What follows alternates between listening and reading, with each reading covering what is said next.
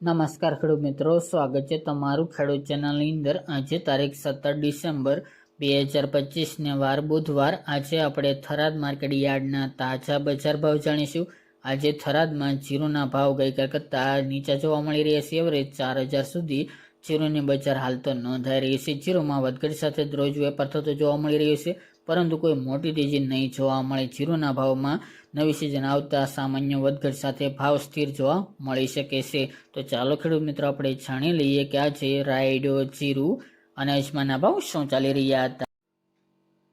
ખેડૂત મિત્રો, આજના થરાદ માર્કેટ યાર્ડના બજાર ભાવ જાણીએ તો જીરું 2500 થી 3960 રૂપિયા, રાયડો 1255 થી 1340 રૂપિયા, એરંડા 1330 થી 1373 રૂપિયા, વરિયાળી 1100 થી 1680 રૂપિયા, બાજરી 400 થી 595 રૂપિયા અને મગફળી 1100 થી 1437 રૂપિયા। તો ખેડૂત મિત્રો, આ આજના થરાદ માર્કેટ યાર્ડના તાજા બજાર ભાવ।